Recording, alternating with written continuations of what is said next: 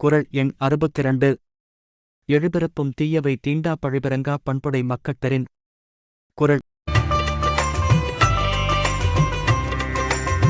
விளக்கம்.